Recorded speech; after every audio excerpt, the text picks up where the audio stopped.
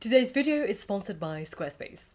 Okay, it has been half my lifetime since I decided what subjects to study at university to take me into the adult world. And so we have to go back to when I was 16 years old. University was on the horizon, and I was tasked with the grave responsibility of choosing subjects to study at A-level, which would then determine what degree I could study, and then possibly even direct what career I would go into. A lot of pressure to put on a youngster, we all know that. Now, 16-year-old me wanted to be a zoologist, believe it or not, so she chose biology, chemistry and English literature to study for fun. But then she was told there was no career prospects in studying zoology, so she was discouraged from doing that, and she was told it would be much wiser to redirect her attention into studying medicine. Well, freaking out at the prospect of studying at university for 6 whole years, hilarious, I know, she then applied for English literature, but she failed all her exams and then failed to get into university. So the next year, she resat all her exams, applied for a joint honours degree in English literature and ancient history and classical literature, and then, double her lifetime later, found herself doing a PhD in classical literature and ancient history and civilization. Needless to say, no one saw any of that coming. Choosing a subject that can completely dictate the course of your life is terrifying when you're a teenager, or 19, etc. And you're barely able to do your laundry at this point, let's be honest. So whilst there is a huge amount of pressure on you right now, if you're watching this video, to organise your life and get it right for fear of financial ruin and misery, I'm here to tell you that I'm on my 3rd degree and I only know of 6 people who have a job in the field that they studied at university, and 3 of whom are actual lecturers in the subject. So very specific here. Everyone else I know applied their skills that they learned throughout their degree to completely unrelated fields. And while I hope this video will help you with your decision-making process for selecting a subject to study at university, I want to start off by stressing how whatever you choose is not set in stone. I know doctorates in archaeology who now work in politics. I know chemistry students who now run theatres. And I know literature students who became sociologists and criminologists and now work for the police. And I know law students who now research creative writing and teach creative writing to children. Whilst I plan on making this video as generic as possible, when you making out a life plan, as it were, when it comes to subjects that you're interested in and, you know, the thoughts and philosophies behind choosing a subject to study, I cannot possibly cover all the technical and administrative differences applicable to you in your culture and location. And as such, many of the specific details I may give about my own experience may not apply to you. So choosing a subject at university is terrifying because when you choose a subject in the UK, you're somewhat landlocked to the subject, meaning there's a lot of pressure on you to get it right the first time.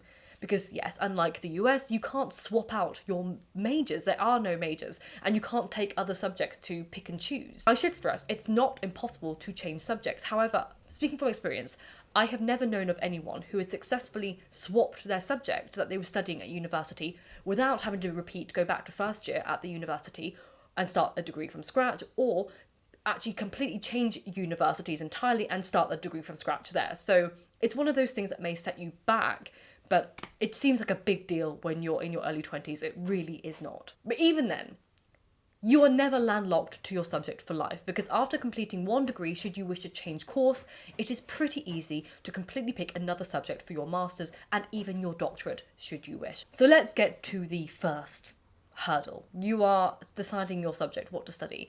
Now, again, I should stress that university isn't for everyone. It's not necessary to be happy and successful in life or get a job, particularly in the UK. It may be different elsewhere, I can only speak for here, but that's not what we're talking about today. We are starting this video from the position that you have decided that you want to go to university to study whatever degree that may be, undergraduate, postgraduate, or PhD, and you're just not entirely sure what you want to study. Now, there may be multiple subjects that you like. You may be torn between studying based on your career prospects versus studying for passion entirely. So whilst it's a bit confusing, let's actually talk about the reasons why you should not pick a subject. If you are picking a subject based on these reasons, stop right now. 1, do not pick a subject because your friend or your current partner has chosen to study that subject. 2, do not pick a subject because an influencer you like studies the subject. 3, do not pick a subject purely because your parent, guardian, or other family members want you to study that subject. This can be very political with different cultures, etc. If you're in a position where your family may not be exactly happy but will be proud of you nonetheless, and you're not in any danger, I highly recommend picking a subject that is based on your interests, not external forces. And finally, do not pick a subject for the sake of going to university. You don't need to go to university, and if you're not ready and you can't pick yet, it's probably better to take a gap year and think about it first, okay? Don't pick a subject just for the sake of going to university because you're scared of falling behind or being behind your friends. It won't matter by the time you're 23, trust me. And before we go any further into this video, I'd like to take a quick moment to thank today's sponsor, which is Squarespace. I've built all of my main business websites over the past few years with Squarespace because I love how intuitive and easy it makes website layout and design. I can't code, I don't know any of that stuff, it hurts my brain, but with Squarespace, I can treat it like a little pinboard, as it were. I drag and drop my content where I want it. I post blogs about my PhD, literature, what I enjoy doing, and it's just like a little forum, a little safe bubble where I can just express myself creatively. And Squarespace is a wonderful platform which allows you to do whatever you'd like with your creative mind, whether that's running a business or blogging for a living. If you're a creator who wants to expand your revenue stream, then Squarespace is an all-in-one platform that makes it easy for you to monetize your content and expertise in a way that fits your brand, whether that's selling courses online in its exclusive members area or selling your products online.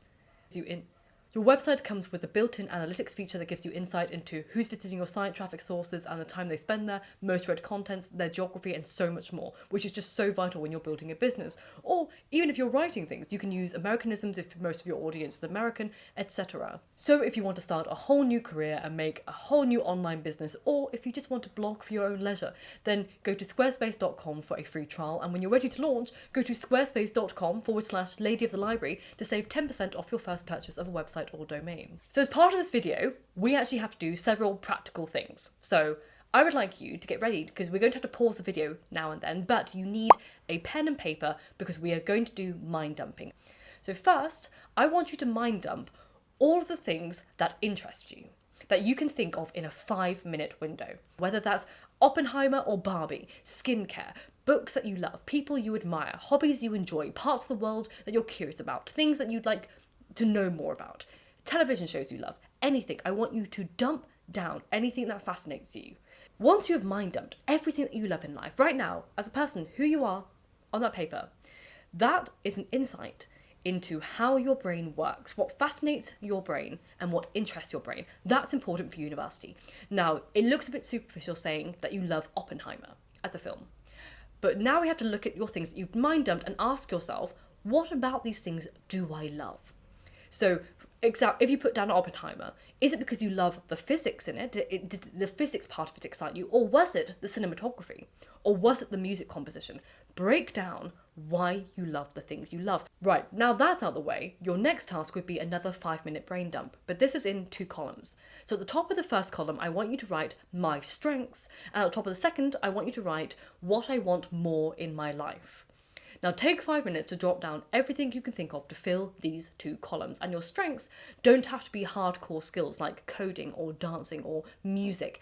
It can be character skills such as patience, empathy, curiosity, or even humour. Additionally, what you want from your life could be anything from friends, for more time to read, or money to travel, or to travel the world in general, or to do more charity work, or to have a network, or work more in theatre, or have more animals in my life. Be as specific as possible when writing it down. Don't say things as generic as money. Say you want money for. So, now you've done 2 5-minute tasks, and on the pieces of paper in front of you, we'll have 10 minutes of the insight into who you are, what you are good at, and what you want more of in life.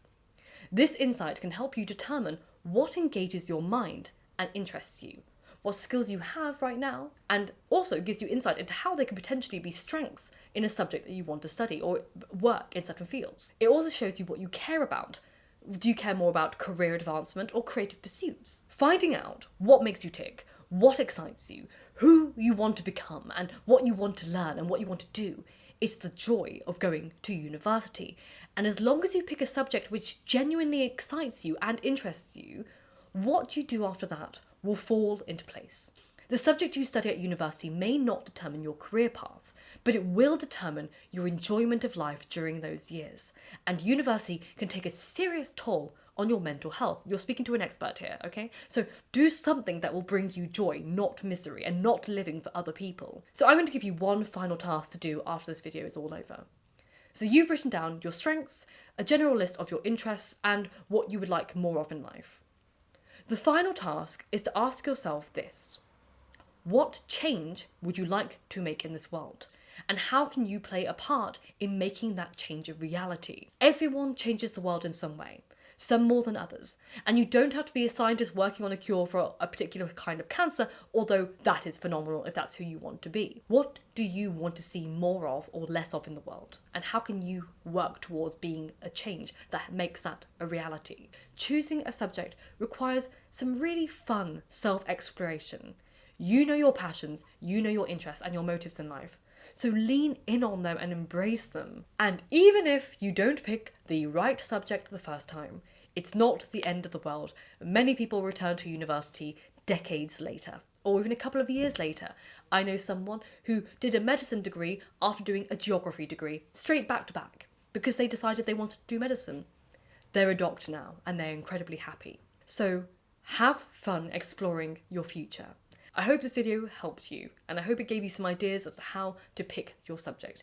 If you liked it, please consider liking and subscribing. If you have any similar requests for videos like this, there is a Google form in the description box down below where you can send your requests. Thank you so much for watching. I hope you are happy and healthy. And remember, books save lives, so keep reading.